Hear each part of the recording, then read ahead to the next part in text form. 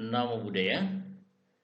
Sekarang tiba saatnya bagi kita untuk membahas perkembangan agama Buddha zaman kemerdekaan.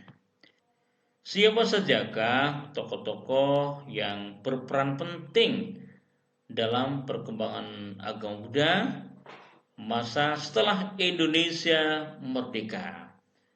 Beliau ini adalah pertama Bapak MS Mangunkuwoco, kedua Bapak Ida Bagus Sulanti, yang ketiga Bapak De Buan An, yang keempat Bapak Dr. Andes Kusukiam, yang kelima Bapak Sadono, yang keenam Ibu R.A. Parwati, dan yang ketujuh Bapak Ananda.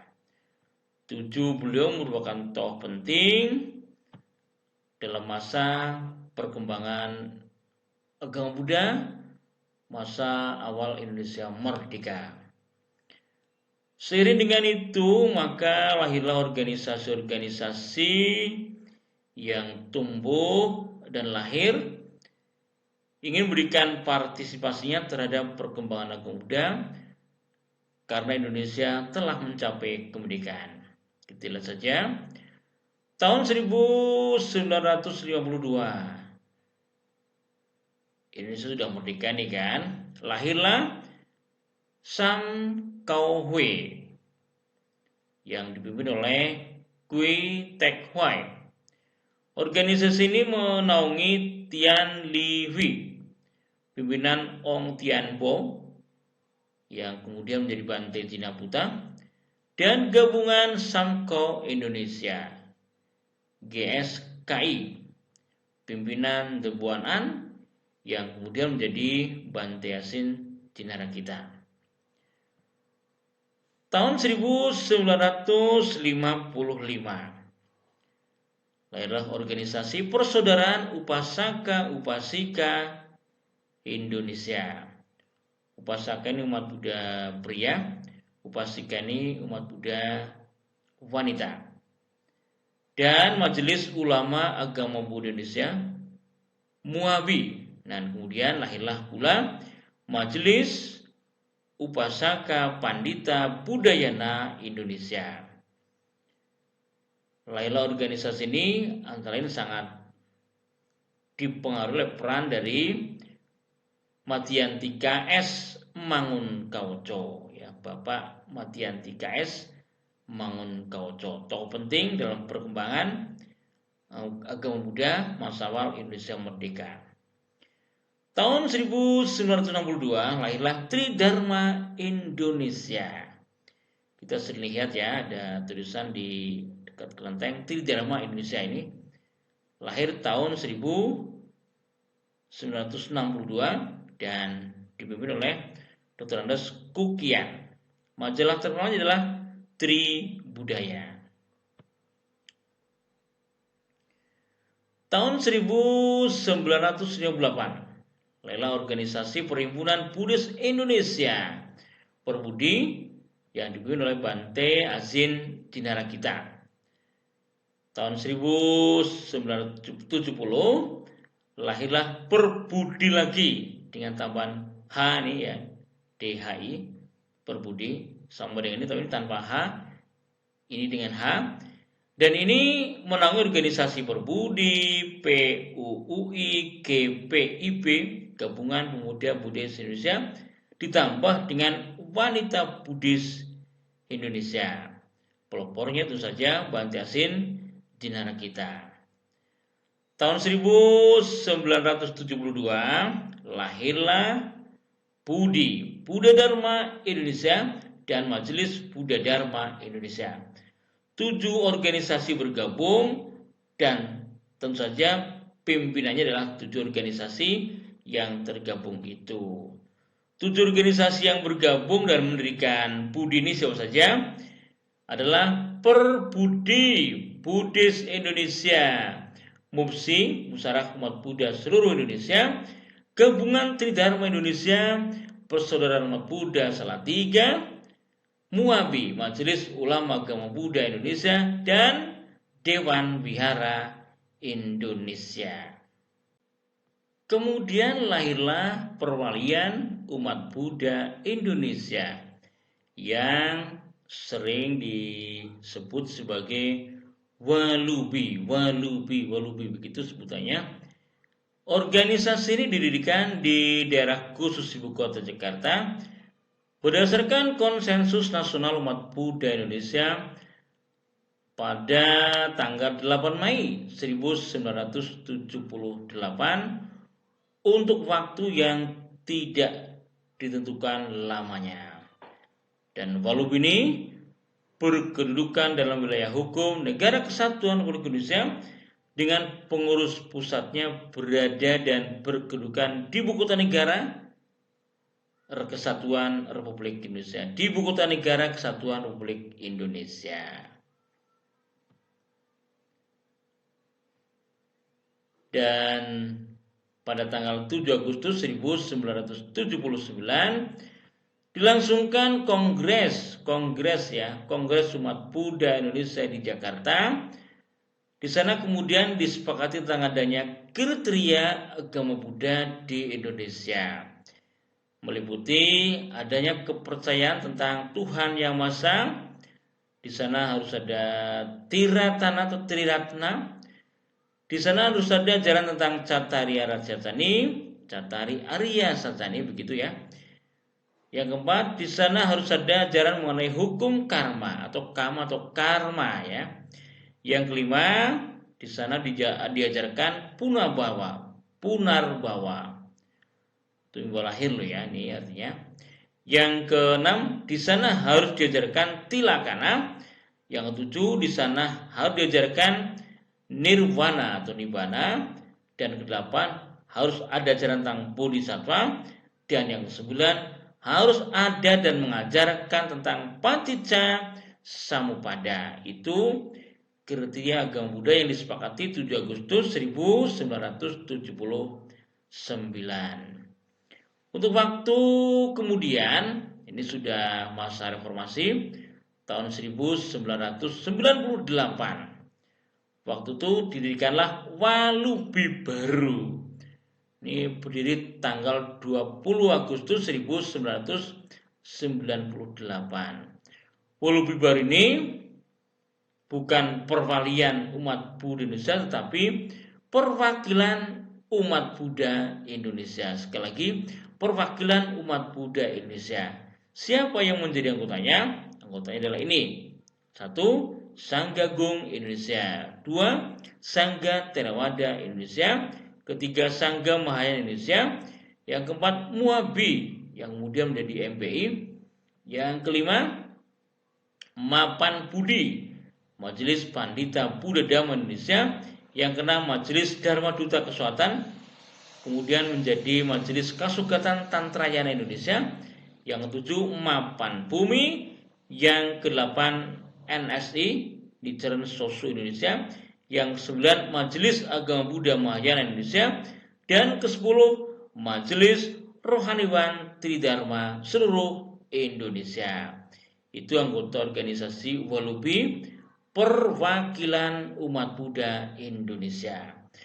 Walubi yang perwakilan umat Buddha Indonesia ini adalah Walubi didirikan di DKI Jakarta juga berdasarkan konsensus nasional umat Buddha Indonesia.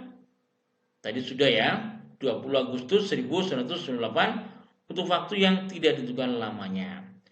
Walubi yang perwakilan ini berkedudukan di dalam wilayah negara hukum Negara Republik Indonesia, dan Dewan Pengurus Pusatnya berkedudukan di Ibu Kota Negara Kesatuan Republik Indonesia. Perwakilan umat Buddha Indonesia, Walubi ini berasaskan Pancasila. Apa tujuan Walubi ini? Menghayati dan mengamankan dan melestarikan agama Buddha, Pancasila dan Undang-Undang Dasar 1945.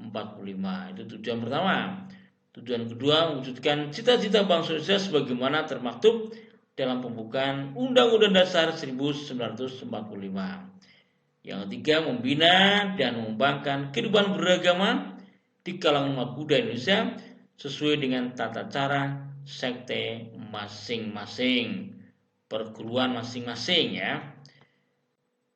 Tujuan berikutnya dari Wolubi ini adalah menghimpun umat Buddha dalam pengertian kepada masyarakat, bangsa, dan negara sebagai perwujudan Buddha Dharma, mempraktekkan Dharma ajaran Buddha, begitu ya. Itu tujuan Wolubi. Nah, untuk mencapai tujuannya yang sangat-sangat mudah itu, Wolubi melakukan apa? Nih, misalnya memberikan bimbingan, penyuluhan, dan penerangan tentang agama Buddha secara berkesinambungan, mengayomi segenap umat Buddha di Indonesia, ikut serta memajukan kesejahteraan umum dan mencerdaskan kehidupan bangsa. Kita melihat Wolubi sebagai organisasi yang sering melakukan kegiatan sosial, bakti sosial, dan kemanusiaan dalam skala nasional.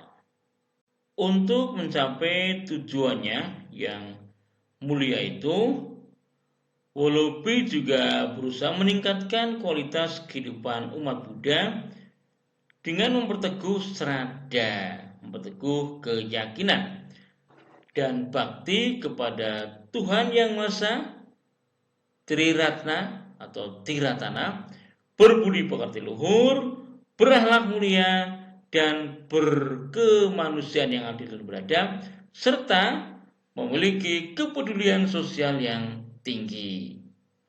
Kemudian Wolubi juga meningkatkan kerjasama yang mantap antar umat Buddha Indonesia dalam mengabdi kepada masyarakat, bangsa, dan negara melalui aksi sosial kemanusiaan sebagai pengamalan Dharma negara. Nah, karena kegiatan-kegiatannya yang mengacu pada tujuan-tujuan tersebut, maka umat awam, masyarakat umum mengenal Wolubi sebagai organisasi yang sering sekali melakukan bakti sosial berskala nasional. Masih di sekitar tahun 1998, di masa-masa awal reformasi, berdirilah KASI, Konferensi Agung Sangga Indonesia, tepatnya pada tanggal 14 November 1998, di mana sangga-sangga yang ada di Indonesia bergabung menjadi satu dengan nama KASI, Konferensi Agung Sangga Indonesia. Jadi anggotanya adalah semua sangga yang ada di Indonesia, yaitu Sangga Mahayana Indonesia, Sangga Theravada Indonesia, dan Sangga Agung Indonesia. Sekarang kita akan mempelajari peran para tokoh perkembangan agama Buddha setelah Indonesia merdeka. Maka kita lihat peran satu persatu. Yang pertama, peran Biku Asin Dinarakita. Beliau dilahirkan di Bogor pada tanggal 23 Januari 1923. Beliau lahir dengan nama The Bon An. Beliau pernah kuliah di THS Bandung, sekarang menjadi TB ya, dan di Universitas Groningen, Belanda. Di Groningen, di luar kuliah resmi, beliau mengikuti kuliah filsafat serta bahasa Sanskrit, bahasa Sanskerta, dan bahasa Pali. Selain itu, beliau juga mengikuti kursus kebatinan yang diberikan oleh Dr. J.E. van de Stok, Profesor Emeritus pada Landbouw Hogeschool Wageningen, Belanda ya. Apa peran Biku Asin Dinarakita? Pertama, pada tanggal 22 Mei 1953, beliau ditunjuk sebagai Ketua Gabungan Samkau Indonesia, sekaligus juga Wakil Ketua Pengurus Pusat Pemuda Teosofi Indonesia. Beliaulah yang mengorganisasi peringatan Hari Trisuci Waisak secara nasional di Borobudur, yang pertama sejak agama Buddha tertidur di bumi Indonesia selama 500 tahun. Selain Biku Asin Tinaragita, ada tokoh lain yang sangat penting pula dalam memajukan agama Buddha setelah Indonesia merdeka. Siapa beliau? Beliau adalah Biku Giri Rakito. Beliau lahir pada tanggal 12 Januari 1927 di Banjar, Bali, dengan nama Ida Bagus Giri. Beliau semula tidak tertarik kepada agama Buddha. Seperti kebanyakan orang, terutama putra Bali, dia mengira bahwa agama Hindu atau agama Buddha itu sama saja. Ada peran penting yang khas pada Biku Giri Rakito ini, bahwa perkenalannya dengan Buddha Dhamma mulai mendalam ketika pada tahun 1956 Ida Bagus Giri pergi ke Watugong, Semarang ya, dalam rangka perayaan Buddha Jayanti. Tahun itu dikenal sebagai tahun Buddha Jayanti karena konon Buddha pernah bersabda bahwa ajaran ini akan tampak 2500 tahun lagi.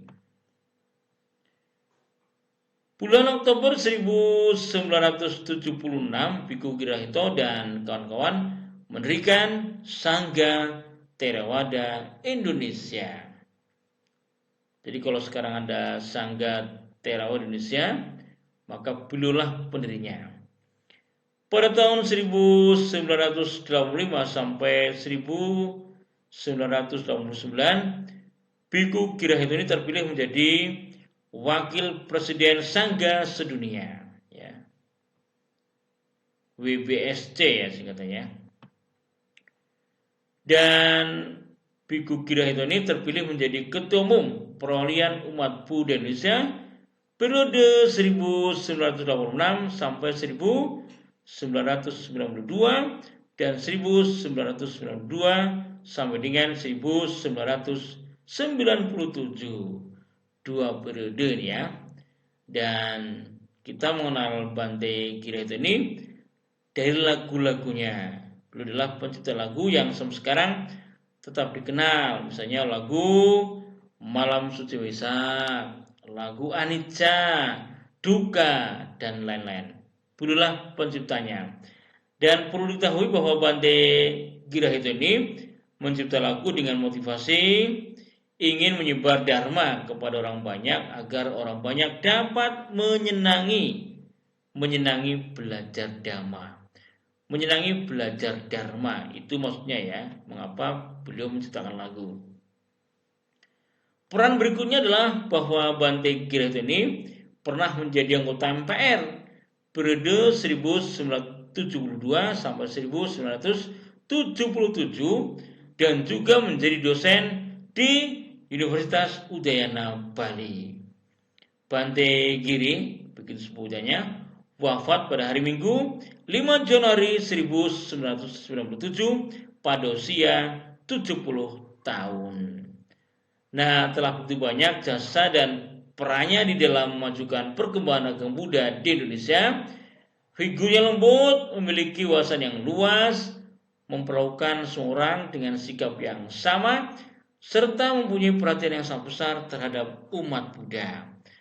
Itulah Biku Giri Rakito.